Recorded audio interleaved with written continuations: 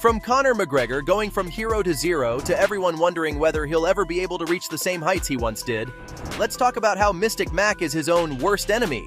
Even though the later years of his career haven't been so glamorous, Conor's rise to the top was a thing of beauty. After losing for the second time in his sixth professional MMA fight back in 2010, McGregor realized that he needed to lock in and get serious, which is exactly what he did. He won his next 5 fights via KO or TKO and soon became the hottest fighter of Cage Warriors, eventually achieving double champ status in December of 2012.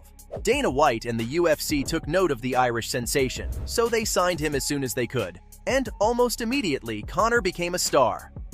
He destroyed Marcus Brimage in his UFC debut before defeating Max Holloway on points. Soon after, he fought Diego Brandao and Dustin Poirier, who both got TKO'd by Mystic Mac. Following those 4 fights, he took on Dennis Siver in January of 2015, and once again, the Irishman destroyed his opponent like it was nothing.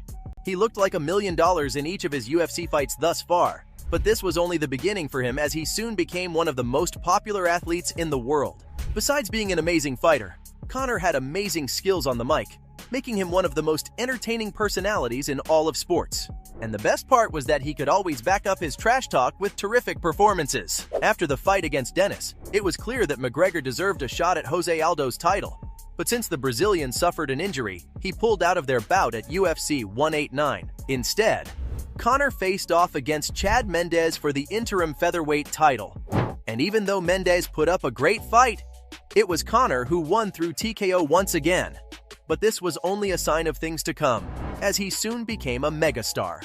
The build-up to his fight against Aldo at UFC 194 showed us all how much of a menace Conor is.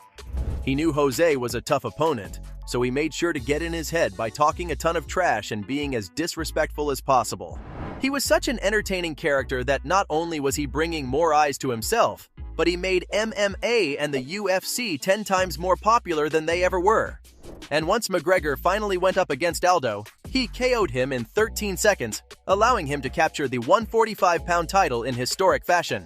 Nobody could believe what they saw as Aldo was unbeaten for years, yet Mystic Mac made such light work of him, so as you can imagine, his star power increased even more. He was the face of the UFC and everyone wanted to be like Conor.